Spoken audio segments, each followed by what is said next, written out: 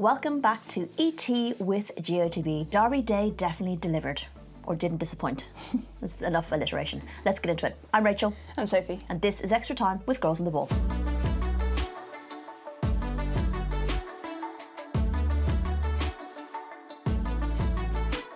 Welcome back. We had a Saturday full of derbies and goals and excitement, to be fair. All three of those matches definitely delivered. Sunday's games, there was a little bit of madness. Mostly in one match. Yes.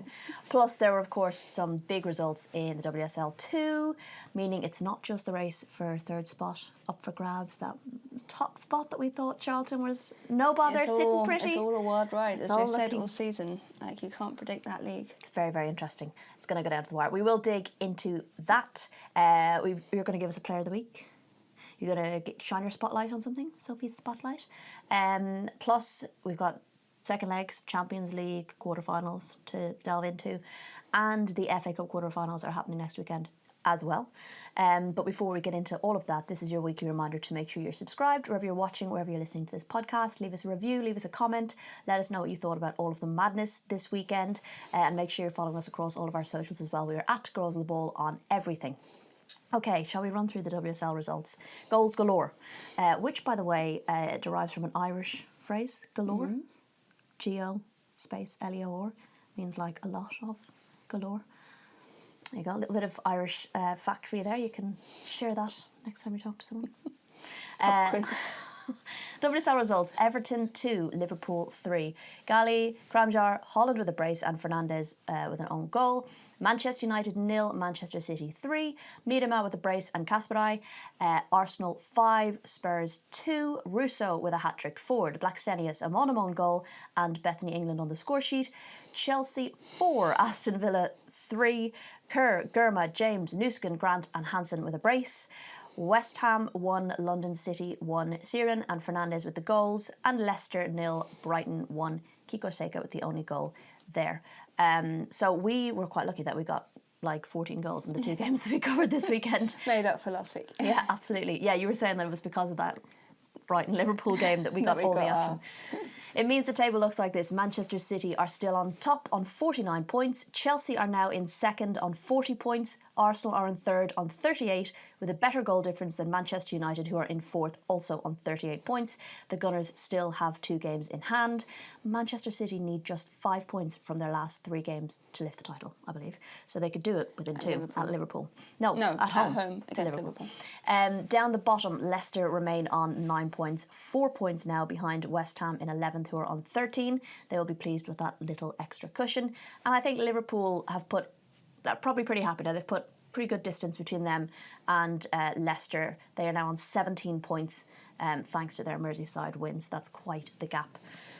Let's get into Merseyside, shall we? I'm very glad that we went up last week to chat to Kerry Holland, which is an opportunity to plug our Kerry Holland piece on Substack. Really interesting as well. Yeah, she was great, but she was also great on the pitch. Liverpool, it was obviously at Goodison Park, and Everton seems to have had this little bit of a hoodoo over Liverpool in the last few Merseyside games. But Liverpool came out looking like the better side, started quickly, pressing high, really kind of input themselves on the game, if you like. Everton were on the back foot.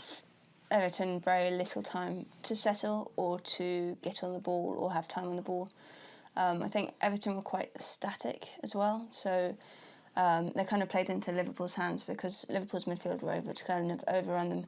They get a lot of joy down that left side, so that relationship between Kerry Holland and Alejandra Bernabé is really developing. And you can see Gareth Taylor likes to play with the overlapping wing backs or full backs, and then the space is created by his wingers coming inside a bit, and you've seen that quite a lot with the way that Kerry Holland and Alejandra kind of move together and work together, and it's a real bright spark, I think. But I think across the board they were so active in their press and energetic and on the front foot, and they just did not give, especially in that first half, give Everton much of a chance at all to just even get settled. Everton struggled to find any space. They weren't moving. As I said before, they were static. There were silly errors out from the back, silly passing errors as well. And they had their best moments in that first half when Mimiki got on the ball because she's the kind of player that can kind of have that skill set that can get them in between the lines, but they just couldn't find her enough. And she was more out in the wing than central, and she struggles. I think more central is her, like, playing that 10 area is like plays better to her strengths, and her having to come out wide and cover those areas. So they definitely struggled a fair bit, particularly in that first half. And I think it all comes from as well Beata Olsen. I think she is, like, Gareth Taylor has talked about her pressing ability. She sets the tone for the team, and like we see in so many teams across the WSL, you know, that front player, that forward player is so, like, carries the responsibility of setting that tone for a team, and she does it perfectly for them. Yeah, I'm going to pick up then on Kerry Holland, obviously scoring the penalty, but then her second goal was a combination of, you know, brilliant individual play and just terrible defending. Picked up the ball just inside her own half and took off down towards the Everton box, you know, against the run of play, arguably, because there weren't that many Everton players to pick her up. And was it Fernandez who just backed off and stayed really central. She kind of considered coming and then decided not to. And rather than maybe trying to push Kerry Holland wider, she just allowed her to travel into the centre of the box, and she just unleashed. She had to engage with her. Yeah. And I think we've seen it so many times, like, some of the best defensive performances this year have been when, I don't know, I just think of, like, maybe, is it Lotte Wubben-Moy against Bunny Shaw, or... I'll use that example, when she is so good at pushing a player wide, so even though she is slower than the player in front of her, she has the ability and the wherewithal to push them wide, and defenders need to, like Martina Fernandez needed to do that in that moment. Hannah Blundell was caught high. It was a turnover of possession, but you have to go and engage with that pass. Otherwise, you're just, like, inviting Kerry Holland forward. And we all know what Kerry Holland can do within the box and what she can produce. And it was a sublime finish. It doesn't take anything away from that. But I just think, the defending was questionable. And she had a bit of a rough game, did Martina Fernandez. Yeah, it reminded me a little bit of the Sam Kerr goal against England, where it was a wonderful finish, but the defence just dropped. And yeah, it was just kind of reminiscent of that. Kerry Holland won Player of the Match again, I think for the 6th time in a row. She is, like, her form has changed.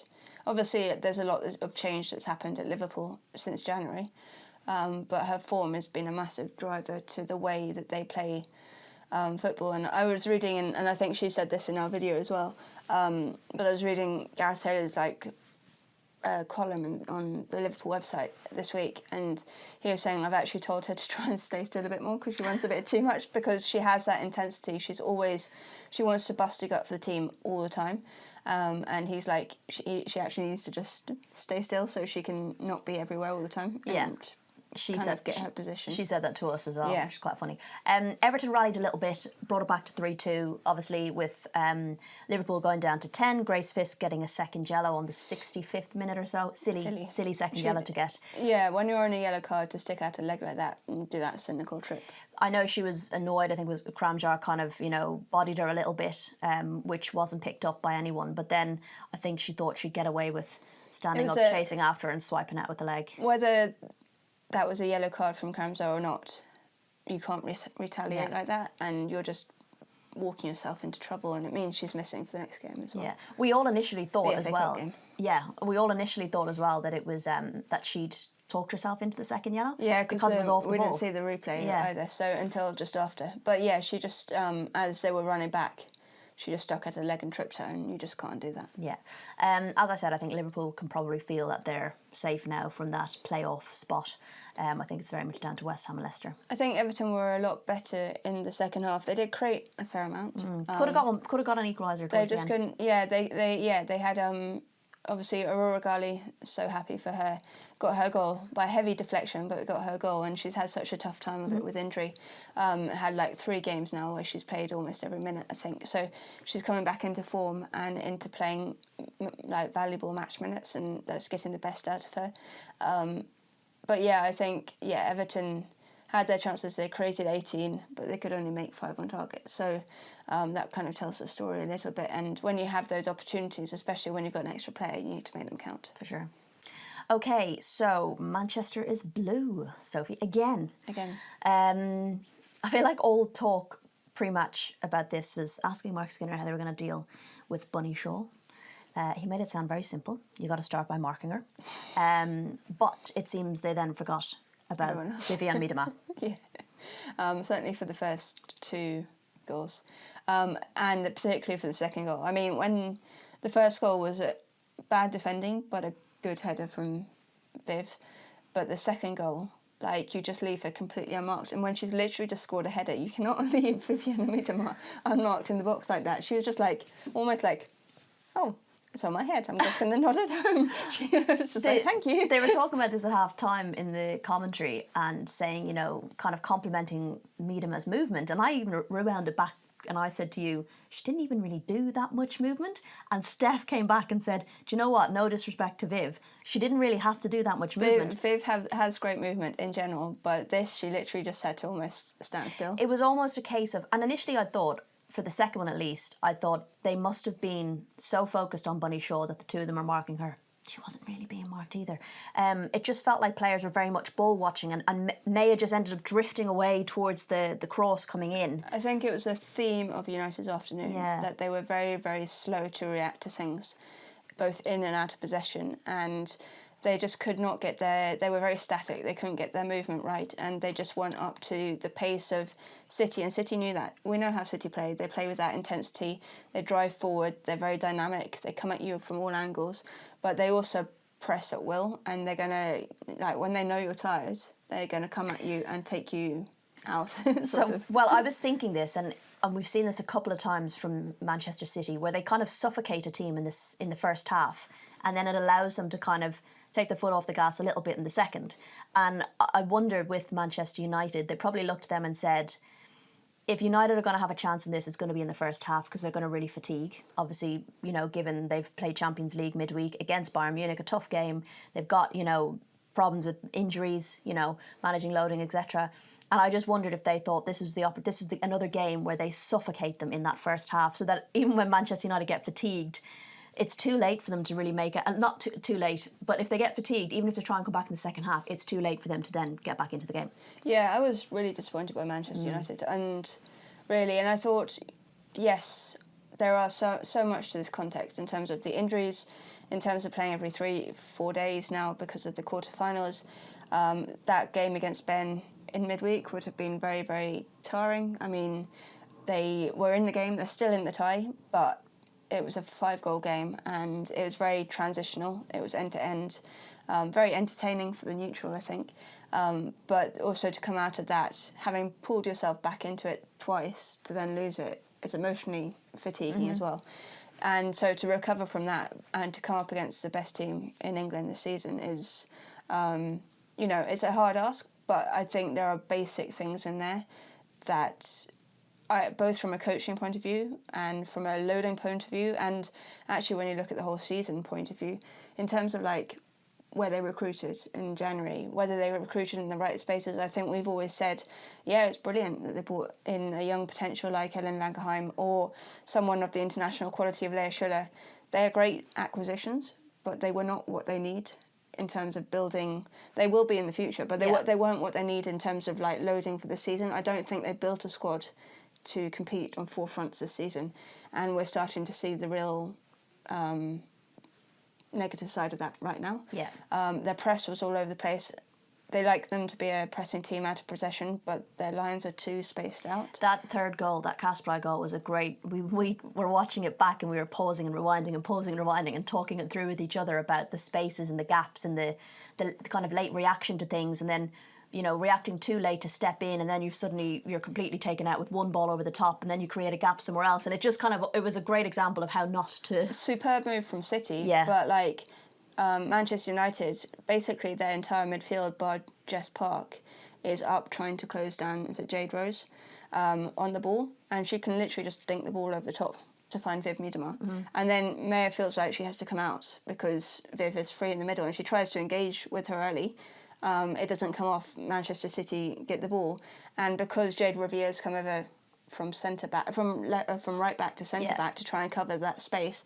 As you said, everyone's justified to the left, and Hemp's just completely free to maraud down the. You just need to pop it over to her. So brilliant move, but like it just the defending was at fault there. I Yeah, think. it's another one of those examples where you can talk about a really good attack and also poor defending at the same time, because it was in Manchester City's ability to read that so quickly to be able to then get a goal. And for Kasparai to, oh my God, bust a lung to get to that back post. But this is the moments that win and lose games, and I think we've seen it across the league and the Champions League in the last few games.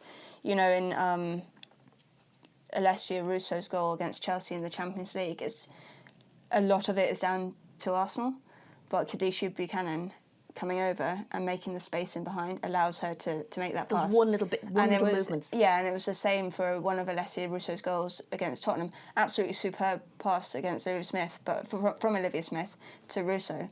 But Molly Bartrip, she spots Molly Bartrip's movement forward, and she can just dink it in behind. Yeah, I think sometimes when you break down things into those, it's like a chess match. One wrong move and suddenly you've like left yourself wide open. It's super interesting. But, you know, Man City, absolute deserved winners, blew United out of the water a little bit. Twice this season. 3-0, 3-0. And it does also mean that United's Champions League hopes for next season have taken a little bit of a knock, because now they're down into fourth. They're on the same points as Arsenal, obviously, but Arsenal have those 2 games in hand. And Chelsea are, I think, 3 points above them now. Yeah. So Manchester United also, they have to travel to Tottenham. 2 points above them, yeah. And they then have their final game is against, their final game of the season is against Chelsea. I can't remember who the other game is. But they've got quite a tough run-in compared to the rest. Arsenal, on paper, should be winning their games. Like, on paper is very different to reality. I can see your face. But, like, on paper, when you're looking at Arsenal's games, even with the ones that they have to play, they've played all the big dogs, as it were. You know, so it could come down to that final game of the season between Chelsea and Manchester United about who gets that third space. It could. But then if everyone keeps winning their games, this is essentially Arsenal going to second, and it will end like that, won't it? Well, they get the 2 automatic, but there's a third spot. So it's super interesting. But and I was saying that when I was doing post-match with Chelsea, you know, it's obviously one game at a time. Very cliche, but obviously one game at a time.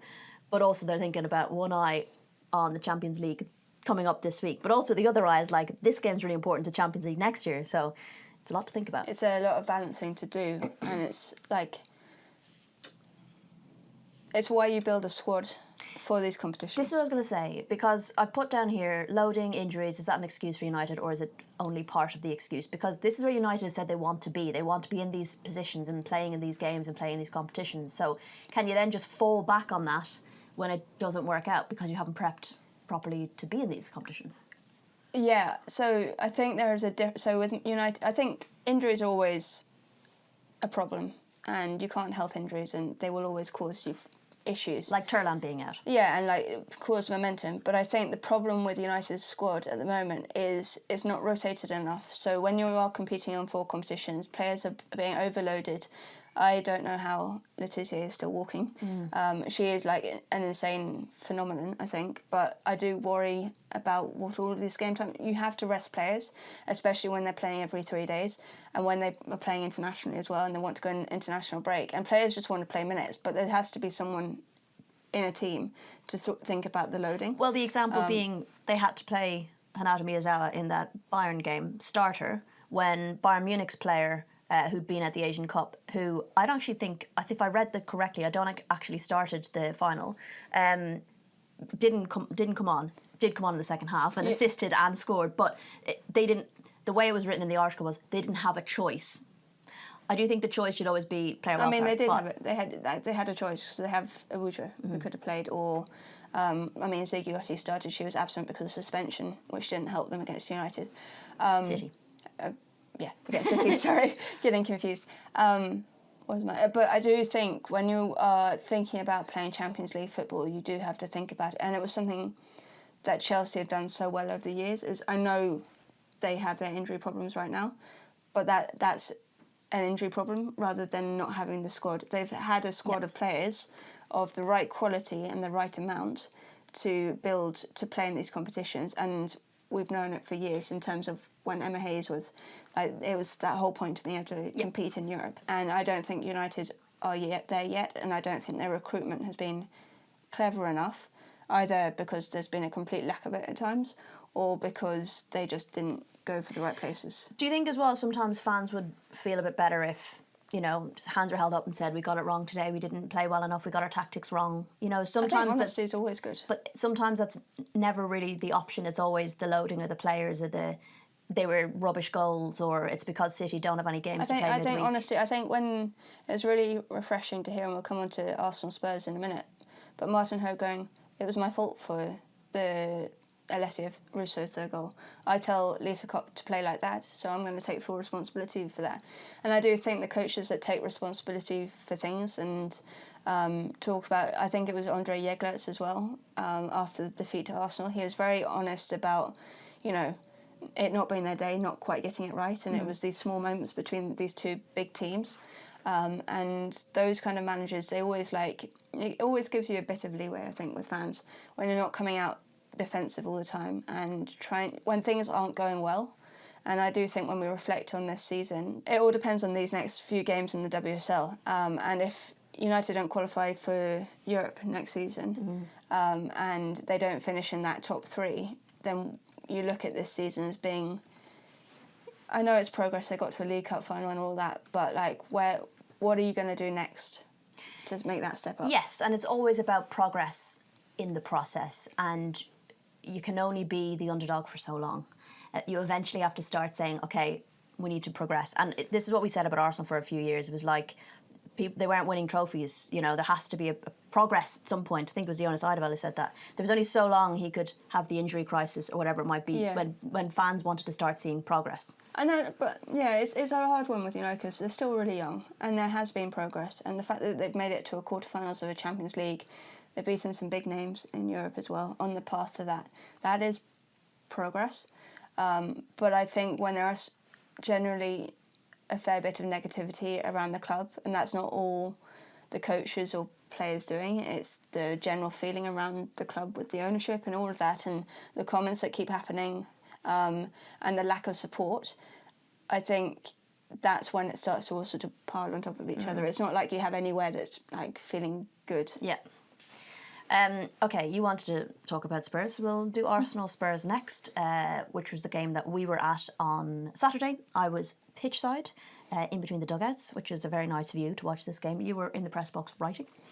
Bloody lightning quick start for Arsenal. When you're floor manager for a game where there's 7 goals, you really need to be on top of things, and substitutes and everything else. And I got to do Chelsea or Aston Villa as well, so really had my work cut out for me this weekend. But yes, a lightning quick start for Arsenal. Russo was playing in the 9 this time and scored a 22-minute hat-trick. Yeah. Pretty impressive start. Really fast start, really annoying for Martin Ho.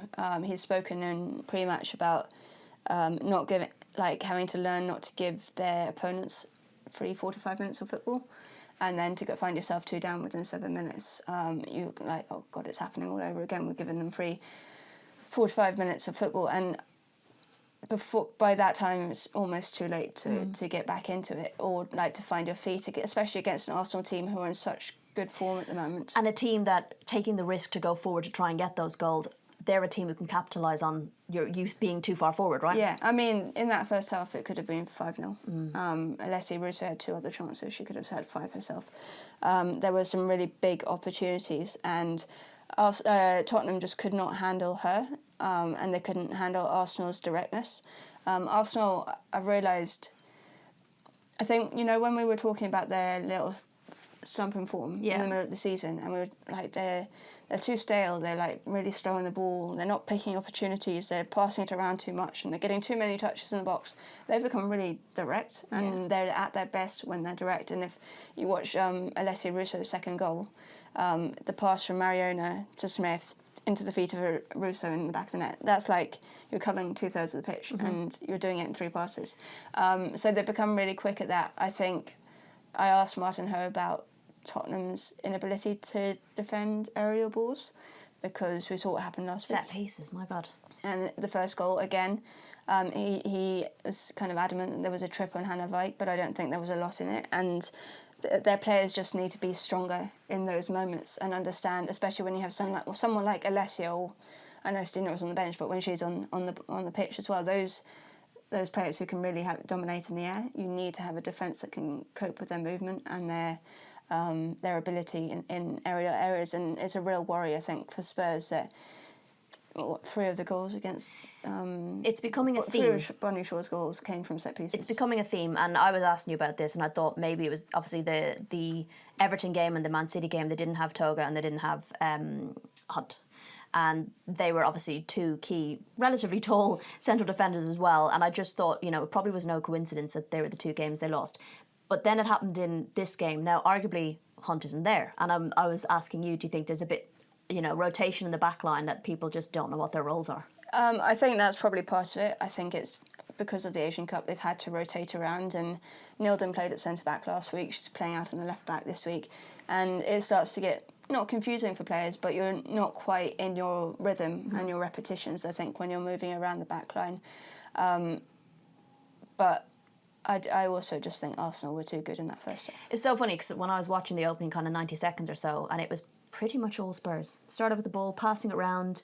Every now and then, Arsenal broke up a pass, but it went back to Spurs. And I was thinking, gosh, they're controlling this quite well. And Arsenal were just shifting around, across the pitch, quite patient. But then suddenly, bang, they're 1-0 behind. Once they get into gear at the moment, they've scored 16 goals in their last 5 games, Arsenal. That's an incredible return.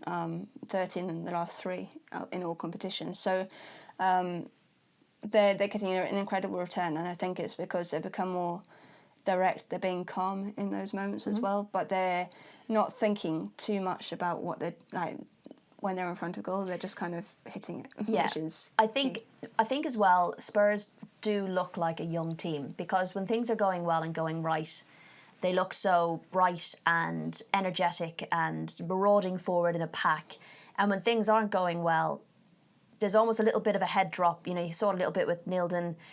Couldn't get a cross in the first half. They were sending them over, sending them wide, sending them too long, just getting in their heads a little bit. And it's almost that experience. And it's in those moments you kind of see that maybe little bit of naivety and little bit of youth across that squad. Yeah, I think there were 2 big moments in the first half for Spurs. There was one when Galpsett went down the left side and she put in an absolute tantalising cross. It was like just crying out for someone to put it home. But there was no runners in the box to turn it home. And it's just learning that next point is that, when Arsenal put in those balls at the moment, they're going in. Yeah. And it's that next bit of experience for Tottenham. I mean, they're miles apart in terms of their journeys, in terms of how much history Arsenal have in the game and how long they've been in the top league and all of that. So there is a gap there. And that just going to come with time and experience as well as anything. Well, I was going to say that this is not an indictment on Tottenham's season. That's why I asked you how to spell it, because they are overperforming arguably this season. They are, and that's what Martin Hose said as well after the game. He was like, everyone gets a bit carried away when we're in 5th place. Us. And then... Sorry. No, I don't... We haven't. I mean, us as in media get a bit carried away. But I think actually the whole of... Once a team that hasn't been doing well starts doing well, and there's always that 5th place thing. You always get excited. And for a while in the season, they were 4 points off Champions League, and you're like asking the questions because you want to talk about those narratives and the good stories. But Martin Ho is very, very frank about where they're at, and he's like, we are not there yet. And he's very honest about that fact. He's not going to play into those kind of ideas that they are. The players will say they want to play Champions League football, of course they will, but he knows that they're on this journey together. And I do think Tottenham were better in the second half. They were much better. Arsenal didn't have to kind of get out of 3rd gear though. Bethany England made an impact on her 200th WSL appearance, mind you, and did score, again, a wonderful goal, but also questionable goalkeeping. So it was a combination of both, but a great goal. And she made a good impact. Yeah. I think it was already, because it was, 4-1 by that point in time, Caitlin Ford scoring that goal.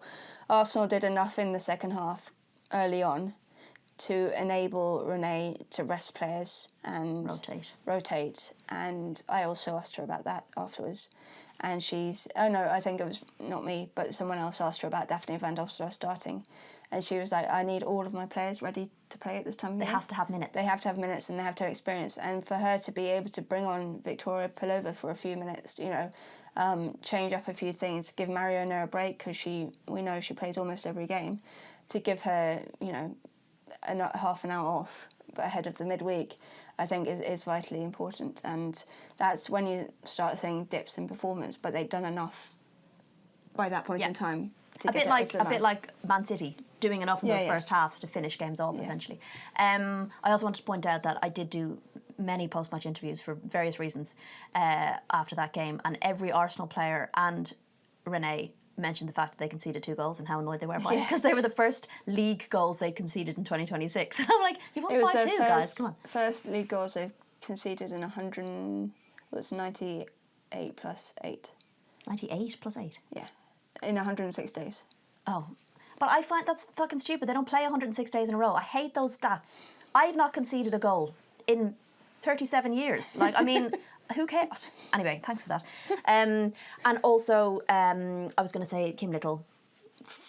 I know she did her 400th appearance in Leuven, I think it was. But it was Arsenal chose that game to kind of celebrate her. I don't think I've ever seen Kim Little get emotional. But it was quite cool being pitch side, knowing that all this stuff was going to happen, and she didn't know. And they had that big tifo. The fans had gotten that out. So the moment where she sees that is quite lovely. Yeah. And all her nieces and nephews and family. Little littles. Strong genes, them littles. You could tell they were littles. A bit like the bronzes. You can tell they were bronze. You can tell they were little. That was a very nice little moment, pardon the pun, before the match and after the match. We got to chat to her as well. Okay, the fun did not stop for us this weekend. We then went to Chelsea Aston Villa, and that had 7 goals as well.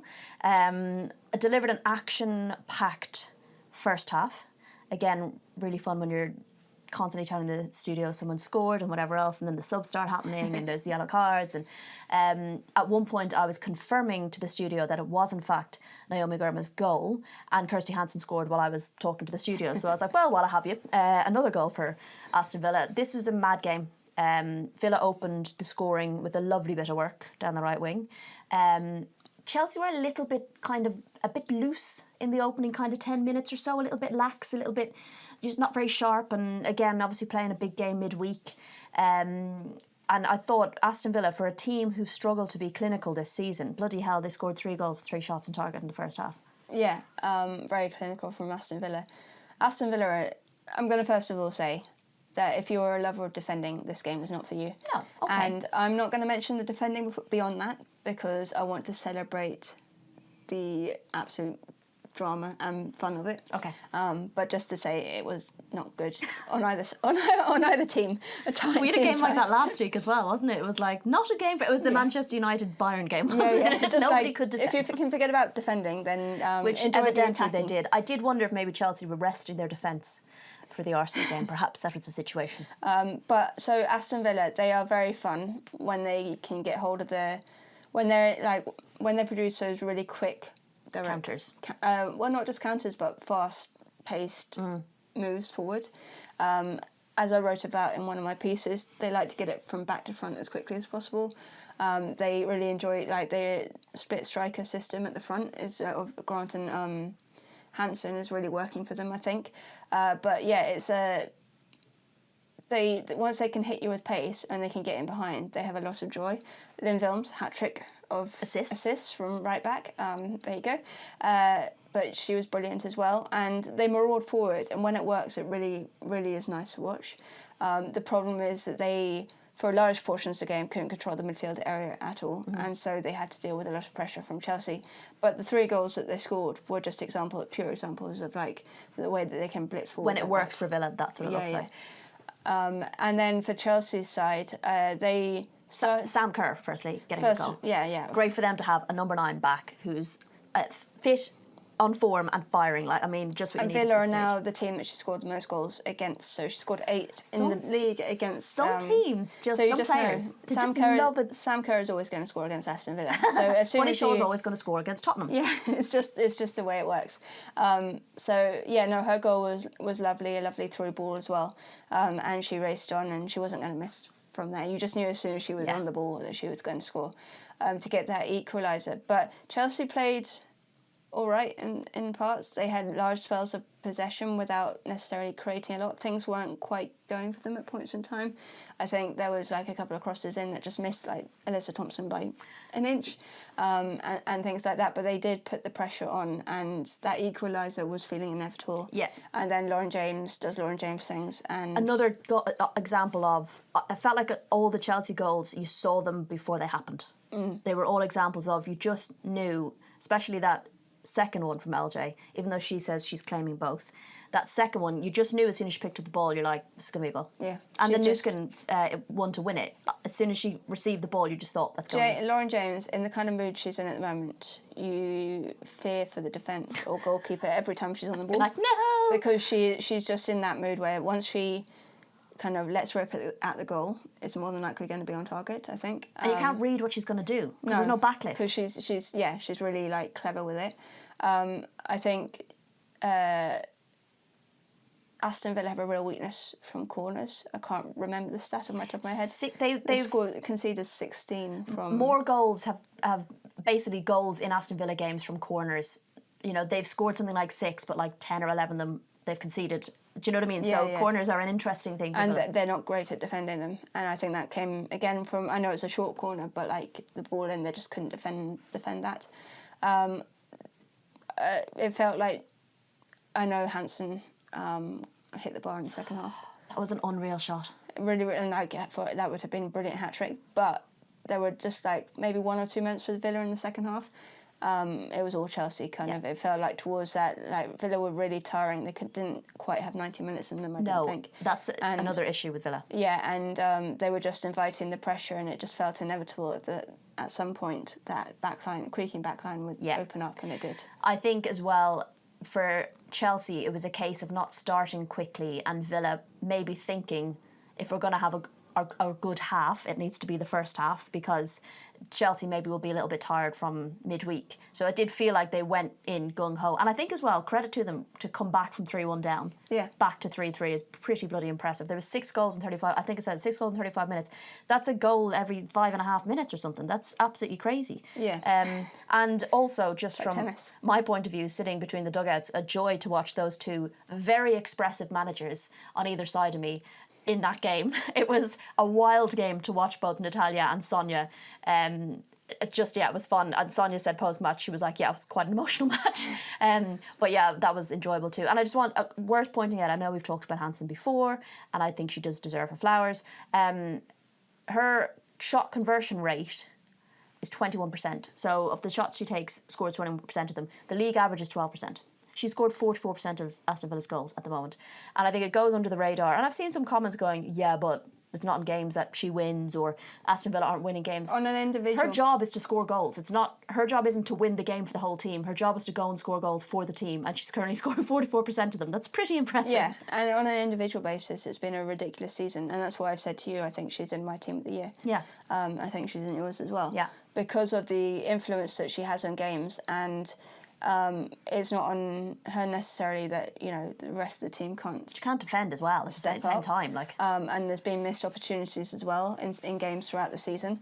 That's the next process for this Aston Villa side, and it's a young side, and it's very, very much at the start of its journey under Natalia, I think.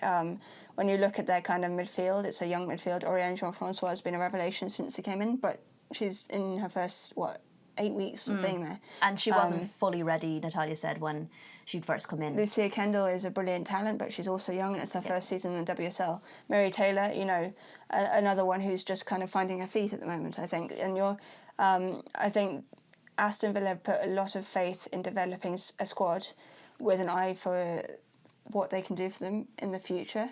And yes, results haven't come their way at times this season. I do think Natalia quite likes this time of year, at the end of the year. It happened last year as well. They could put their foot on the gas. Their mission next season will be to start strong and to be able to get off the ground running, because I think it takes them a bit of time. Yeah, but I also think there's maybe a bit of a theme between like an Aston Villa, a Tottenham. For young players, when things are going well, it feels great. It's when things aren't going well that you still need to do things right and trust the process. And I think it can be hard when you're a young player to keep believing, or not believing, but to keep playing a process or stick to the right things when things are going wrong. And I think maybe that's a little bit of a theme that you see in both Villa and Tottenham, is that when things start to get a bit wobbly, they kind of go, ah, instead of going, no, we've got the game plan, we might be 1-0 down or 2-0 down, trust the process kind of thing. And I think maybe that's a bit of a theme there.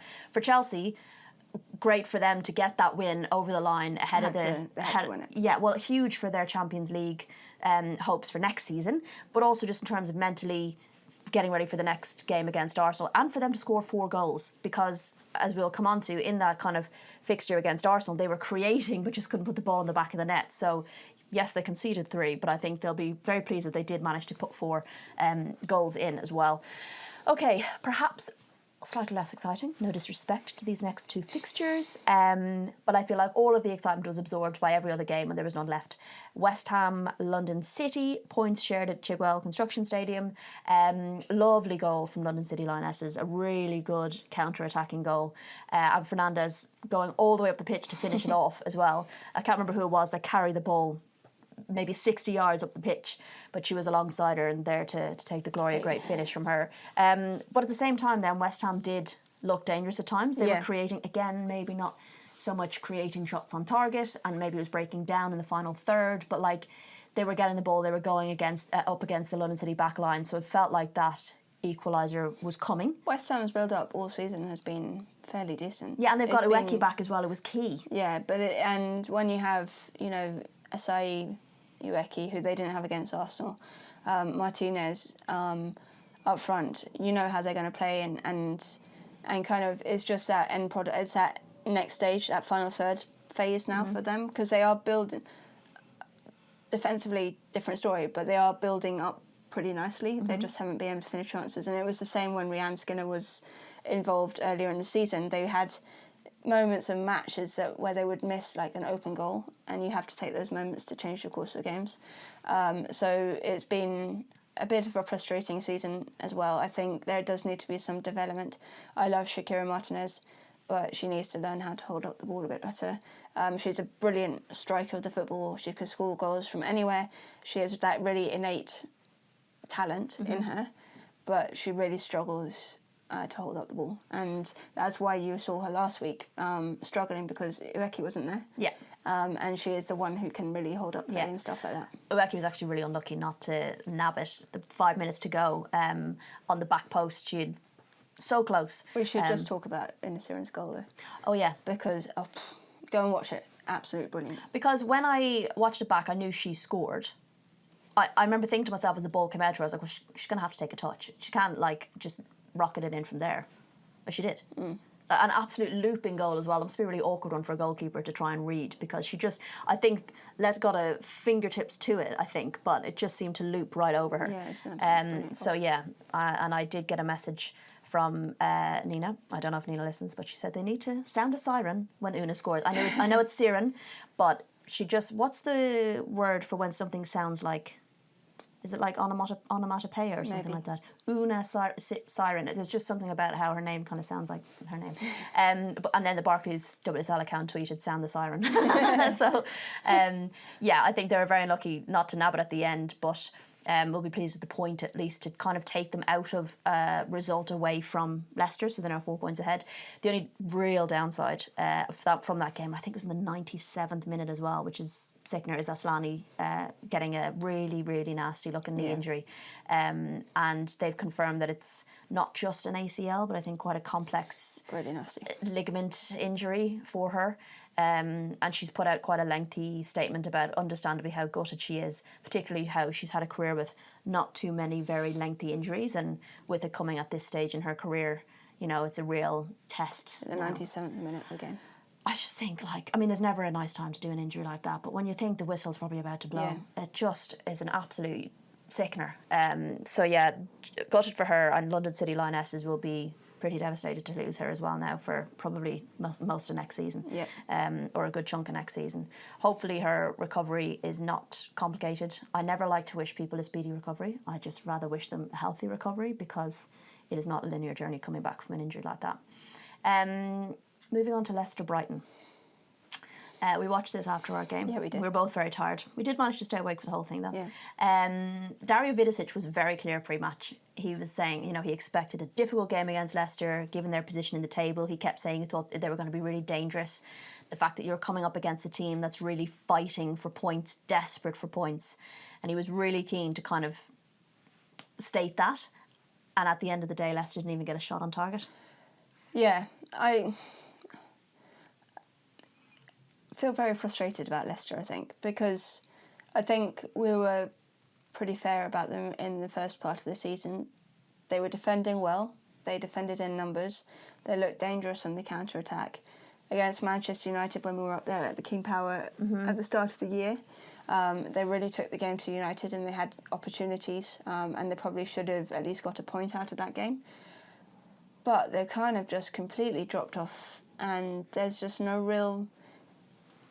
I'm sure there is fight about them, but it doesn't translate onto the football pitch, and they aren't getting forward enough. They aren't, in these situations, yes, you need to have foundations of a solid defence, but they need to be scoring goals, and they need to be working their way up the pitch, and they need to have players in form who are able to do that.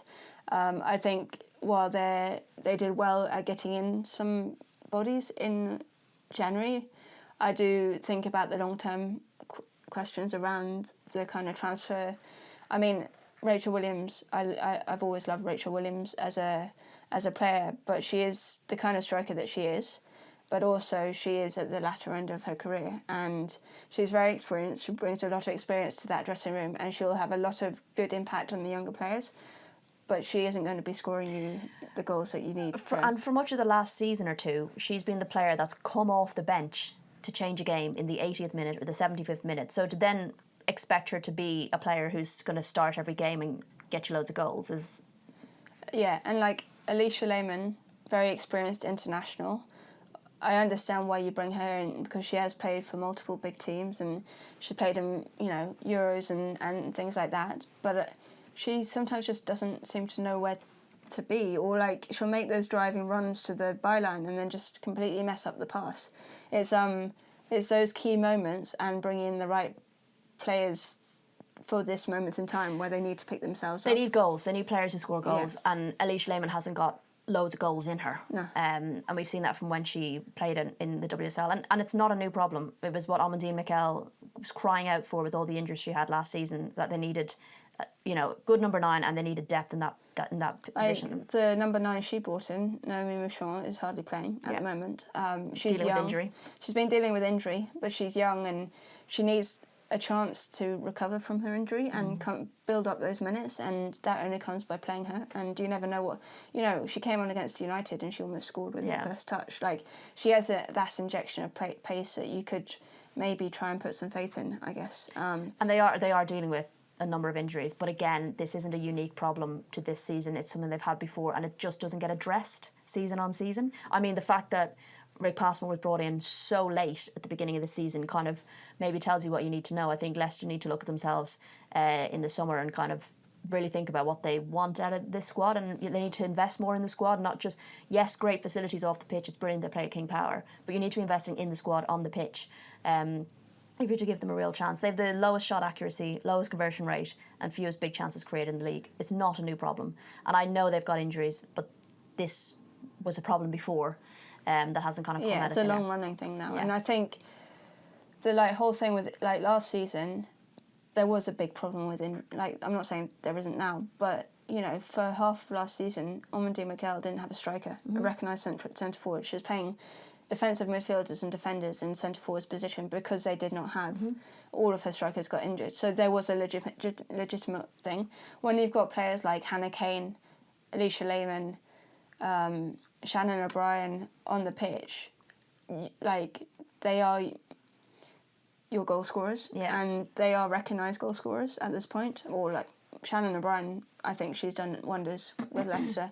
I think she's trying she's done as much as anyone to try and keep them up in terms of her goal scoring rate, but they're just not getting enough goals from enough places to be able to kind of level and challenge other teams. I think for Brighton it didn't.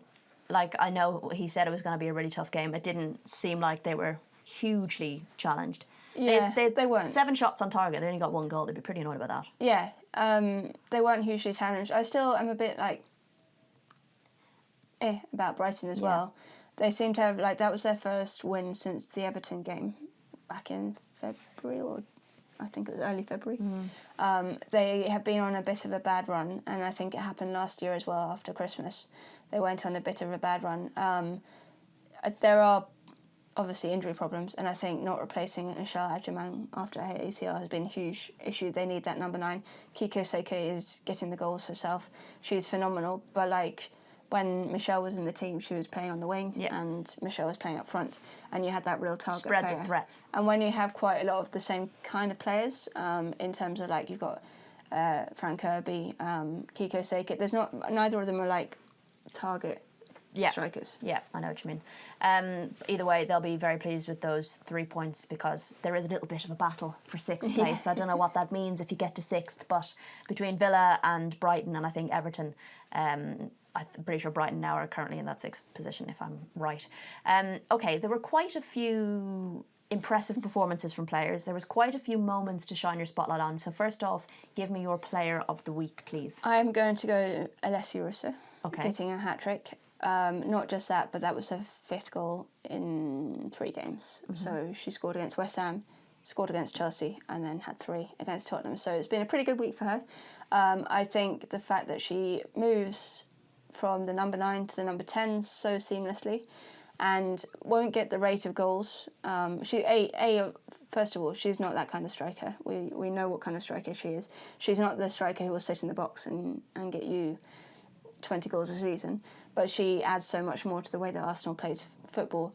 The fact that she can drop into the 10 and her relationship now with Stina Blackstenius is really, really good. Obviously, it was rested on Saturday. Yes. But it's starting to really develop well. I think, if I'm right, I think she's got 29 goal contributions in 31 games this season, which is a phenomenal return.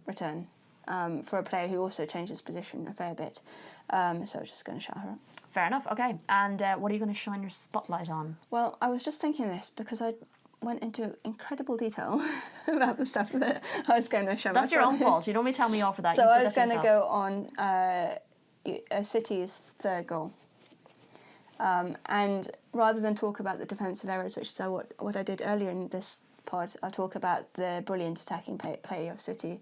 The fact that they're so engaged in knowing where each other's movement is. They didn't really need to look up to know that Lauren Hemp was bursting down the wing. That ball into Kasparov, she just loves getting into that far post run, and she's done it all season. She's my best right back of the year. So I just think it was a brilliant goal. I think the speed, a lot of teams can learn from the speed that they switched play.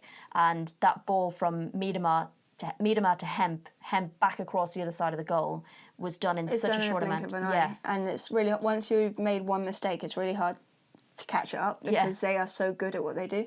There was that opportunity, was it in the first or the second half for Bunny Shaw, and it was literally liquid football. The way they moved it from back to front, they don't like to have too many touches of the ball. They like to be direct. It's the way Andre Jegletz has encouraged them to play and be really confident in themselves.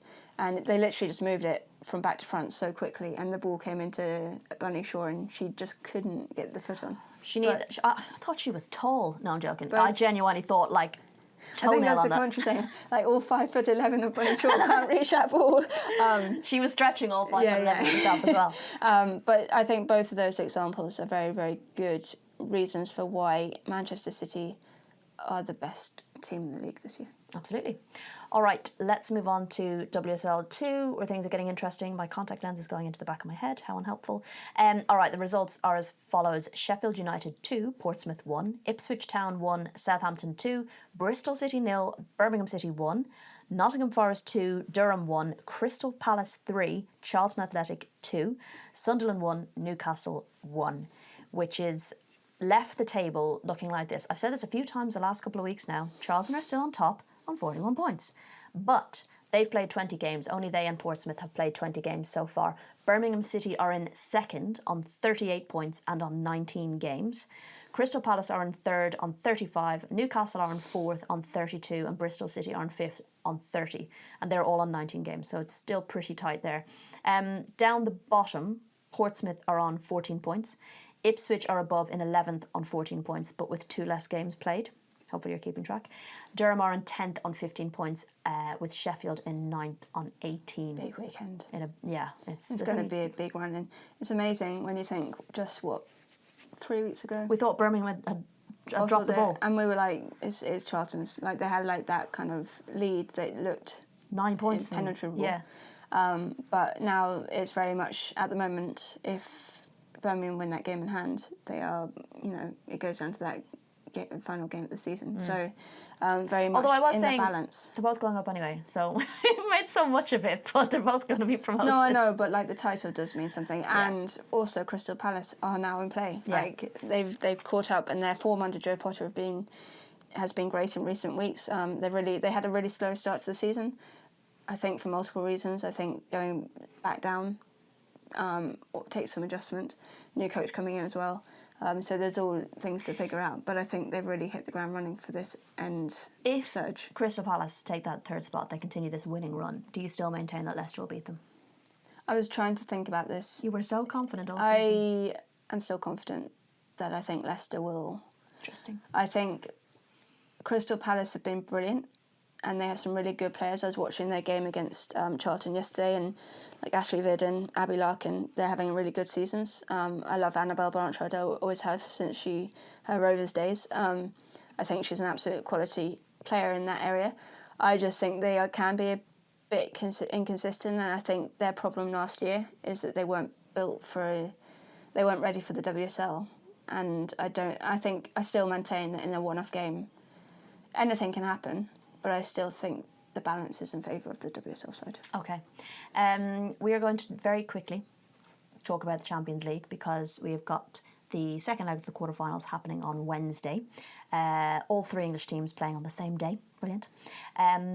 Not too mad. I really do want to go to the Allianz Arena, but Catherine told me that it's snowing over there, so maybe it's not the worst thing in the world. How can it be snowing at the end of March? I thought our weather had gotten bad. Okay, Wolfsburg 1, Lyon 0. We did not see that coming. We called that wrong. Real Madrid 2, Barcelona 6. I think we can be confident that Barcelona is going to win that time. Manchester United 2, Bayern Munich 3. Now, I thought Bayern Munich were going to comfortably win this. I thought Pernilla Harder was going to get a hat-trick. Munich's defence is just not great. Neither side's defence was brilliant. Again, Skinner tried to kind of diminish the impact of how Bayern Munich easily got over their high press. He kind of said, well, their manager's going to say that because they've just won, but, it was only one or two mistakes. They got in a few times over that back line. Especially in that first half.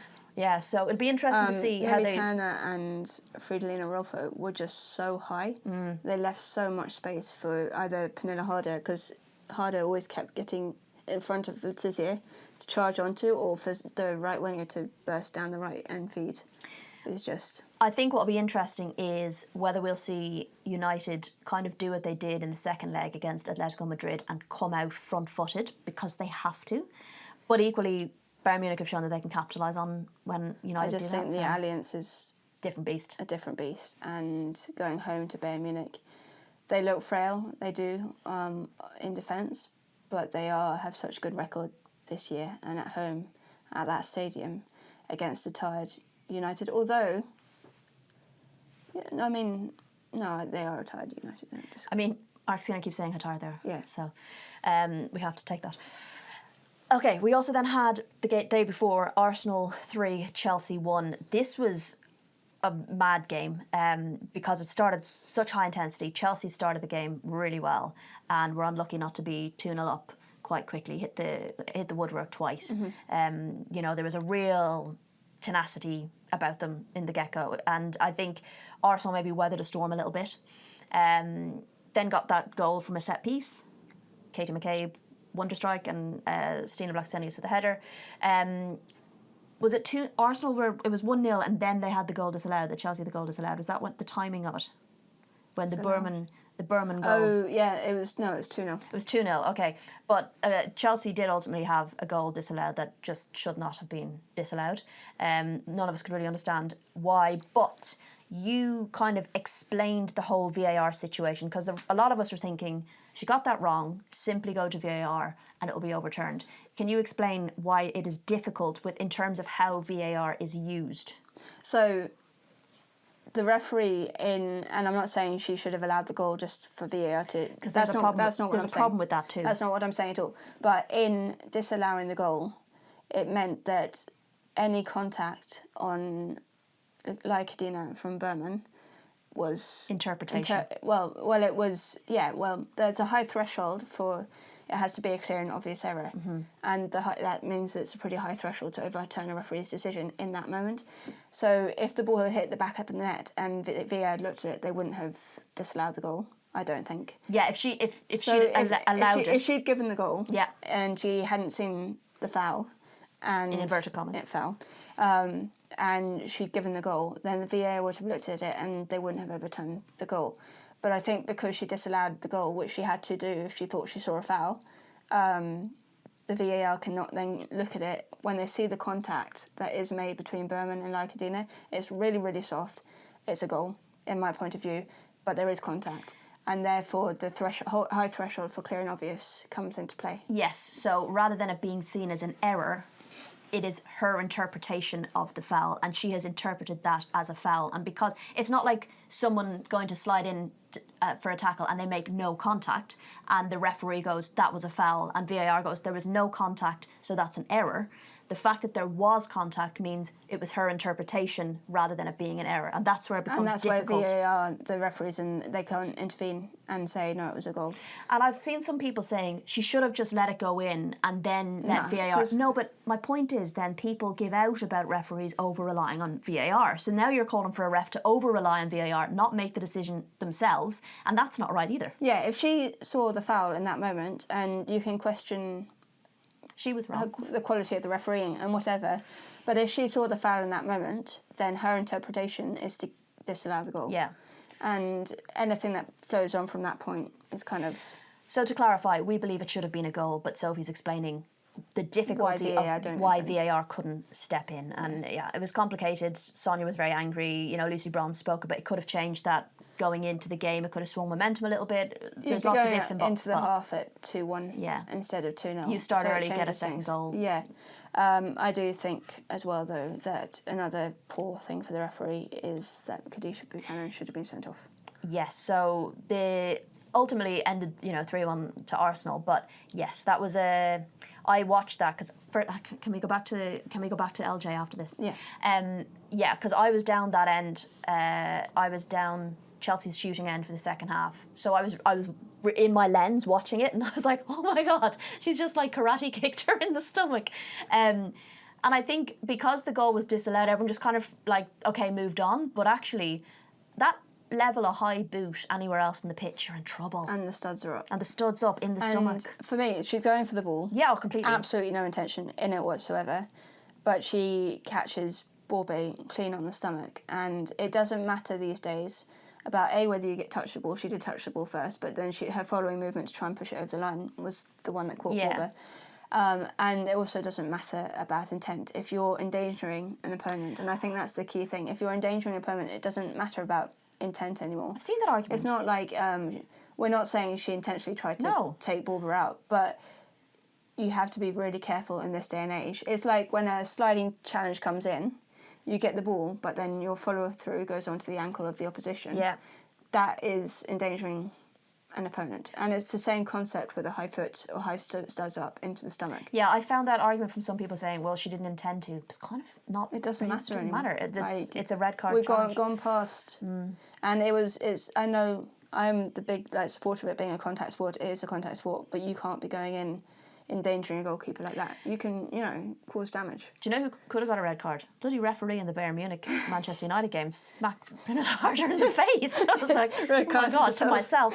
Anyway, I still think both games are in the balance. I actually think the Arsenal-Chelsea game more so. Talk about Lauren oh, sorry, yeah. Oh my god, I think that was the best goal I've seen live. Again, like zero backlift. So for Borbe, I think some people criticise the goalkeeper.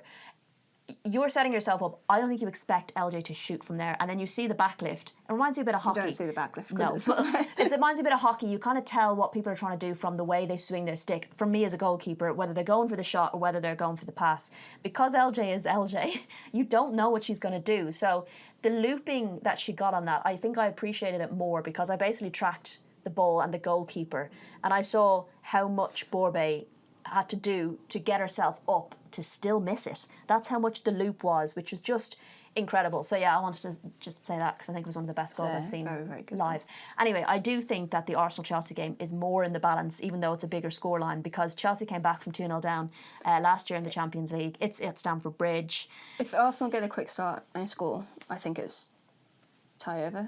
If Chelsea can hold them and get a goal in that first half, I think is very much all to play for. It's very exciting. But Arsenal in the last 2 games have scored early, so They have. they're on a run of scoring early. They have. They also conceded in the last game. Yeah. 2 goals. No, I know that. I'm aware. Just saying. Anyway, that's very exciting. Okay, very quickly, because we've been talking for ages. FA Cup quarterfinals are this weekend. It is Arsenal versus Brighton, Charlton versus Liverpool, Chelsea versus Tottenham, and Birmingham versus Manchester City. Tough game for Tottenham, who are in this window. This kind of block has been crap for them, a little bit for them, I think. So to be looking at last game of the block after a difficult run is Chelsea. Probably isn't great for Tottenham. For Chelsea, they're coming off the back of lots of games. So are Arsenal. Could be an opportunity for Brighton. We're going to do Charlton versus Liverpool. Yeah. And we are going to do Chelsea versus Tottenham. Birmingham, Manchester City will be interesting at St Andrews. Yeah. That's nice for them to host. Mainly because Birmingham Man City is on Monday night in Birmingham, and we didn't really fancy dealing with the post-Easter break traffic. Bank coming holiday back to traffic London. coming back to London. Oh my God, that'd be awful.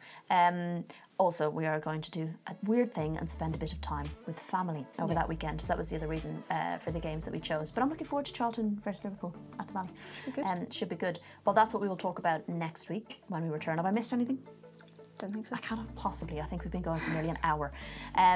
Yes, we will talk all things FA Cup and Champions League next week. So make sure you join us then.